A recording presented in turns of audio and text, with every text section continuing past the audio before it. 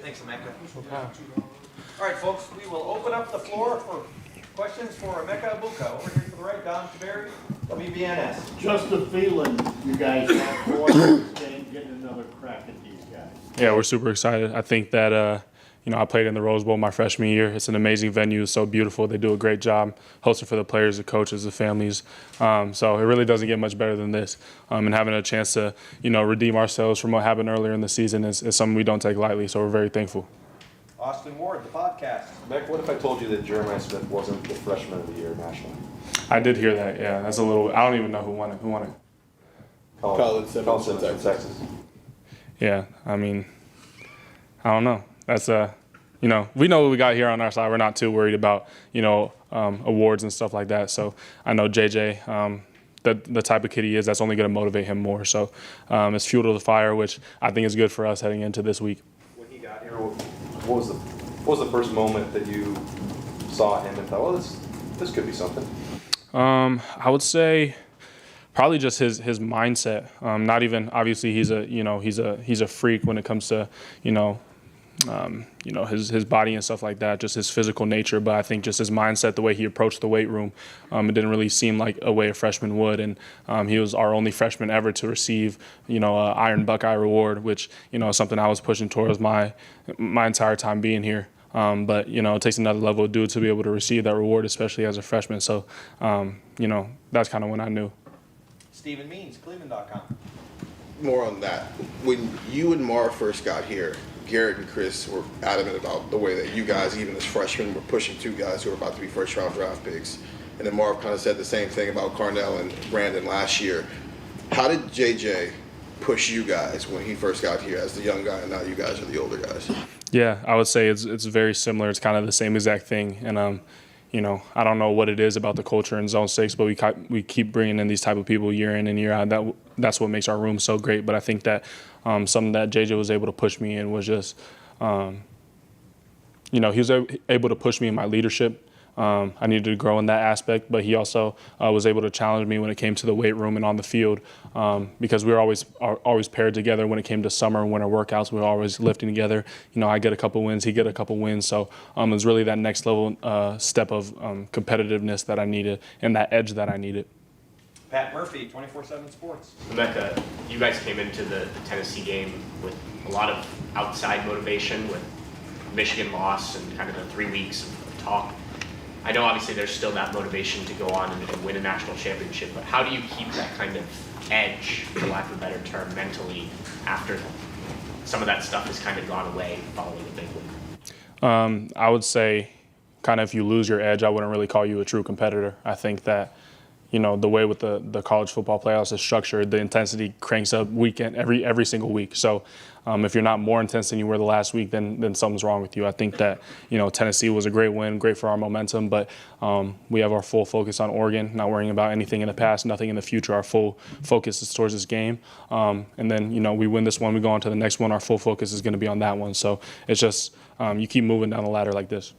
Stefan Kreisnig, Cleveland.com. Mecca, there's been a lot of changes in college football and the playoff and things of that nature, but the way you and some of your teammates and coaches talk about the Rose Bowl seems like that's one game that's really maintained a lot of that tradition. You played in it, you know what it's about. Could you explain it to us who never had a chance to play in it, why the Rose Bowl has maintained that level of respect from players and coaches?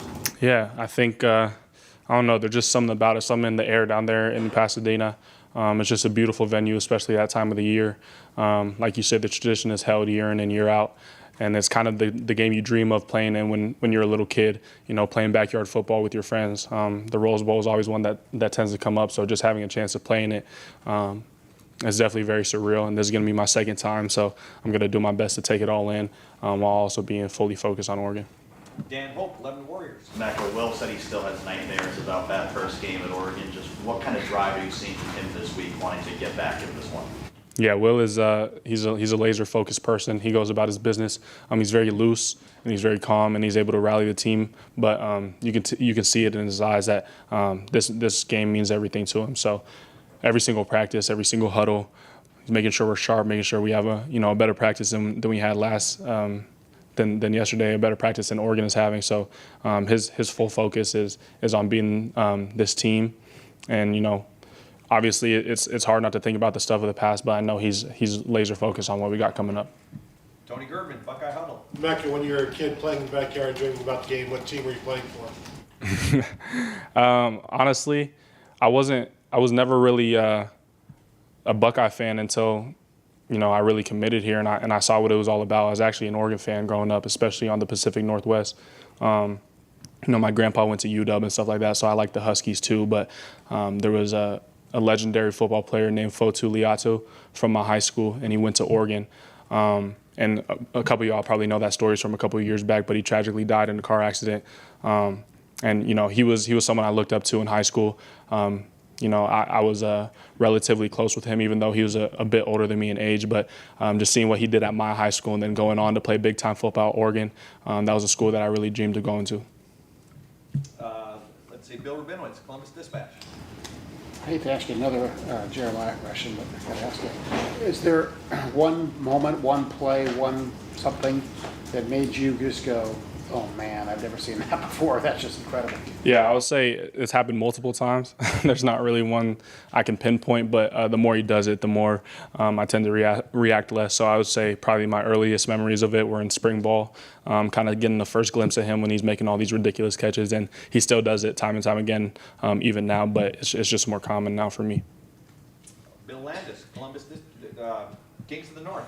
Emeka, you had, I think it was 12 touches in the first game against Oregon, 10 receptions, 2 carries. Is there something about this matchup that favors you? And now that you were that productive the first time you played this team, what kind of attention or I guess maybe different defenses are you expecting to see? Yeah, I mean, we're not entirely sure what their game plan is going to be, but we're prepared for everything. I'm not going to get too much into scheme and stuff like that, but we know that if the ball comes our way, we got to make those plays. So whether I have 10 receptions again coming up this game or I have 0 or 1, we're just looking to get this win on the road because it's really a road game for us, flying across 2 time zones. So I think that, it's going to be a great matchup. Whether they tend to focus on me more or not, it doesn't really matter to me because I know our team has a great plan regardless. Got time for a couple more questions. Spencer Holbrook, Letterman Row. Are you guys ever surprised when the game ends and you look at the stat sheet and Cardinals only got like 1 or 2 catches? You can kind of feel it throughout the game, I would say. He's a true competitor. He wants to get involved, but at the same time, he's super selfless and he's really humble. So he's going to do whatever it takes for the team to get a win. But it's the competitive nature in him that wants to, contribute as much as he can. So, I try to be in his ear to tell him to be level-headed and stuff like that. Not that I need to. He's a very level-headed and selfless guy, like I'm saying. But sometimes that's just how the game goes. I had a game this year where I only had 1 catch, but we ended up winning by a lot. So I think that it's hard or it's easy to be focused on the personal attributes that you can have game in and game out, but no one's really going to remember those if we're holding up the trophy at the end of the year. It seems like he could be a number 1 on I think like 95% of college football rosters right now, but he's like number 3. When you see his work ethic, all of those things, and he goes up there and makes a play. Are you guys ever reminded, this guy could absolutely be a number 1 on most college football rosters? I would disagree with you. I think that he is a number 1. I think that we don't have a number 3 receiver. I think we have 3 number 1 receivers out there. So whatever the defense, if they want to put their attention on one guy or a couple of us, they're not really doing themselves any favor because we're going to have a favorable matchup on the other side of the ball. So that's never how we view ourselves. We know we're alpha dogs out there. Every single one of us knows we have the capabilities to be a number 1 receiver, and we are number 1 receivers. And final question, Steve Hellwagen, 24/7 Sports. Yeah, Mecca, at the end of that game, you made one of the clutch plays that passed down the sideline. At any time when you make that play, are you thinking, did you ever in your mind think we're going to win this game after we're now close to field goal range? I mean, did that play in your mind say, my goodness, we've got a chance to get out of here with the win? Yeah, I definitely knew where I caught the ball, and I knew we were, close to being in field goal range. So, there was a sense of, I knew it was a big play that I made, but in those moments, you have to finish out the game no matter what. You can't get a big head. You can't get complacent. You have to finish the game until the clock hits 0. So that's something we've been working on. You know, we work on 2-minute every single Wednesday practice. So today we'll work on our 2-minute, and we don't even call it 2-minute. We call it clutch because in those games, in those big moments, someone has to make a clutch play. So we're focusing on that every single game, knowing that we're going to have to make one of those plays coming down the stretch here. What would it mean if you're able to finish this one off and get to the Final Four of this playoff? Just what, in your mind, just would this be, you know, just the ultimate, I suppose, to beat a team that's already beaten you earlier this year? No, I think the ultimate would be winning the national championship. So, you know, we're focused on this. This just happens to be the next team in the way. We're not focused on whether we played them earlier this year, whether they got the win over us. They're just a nameless, faceless opponent. So we're going out there fully prepared, not worried about what's happening in the past. You know, we've played them before, we felt them out. So it's all about who got better from that point in time until now. Emeka, thank you very much. Thank you.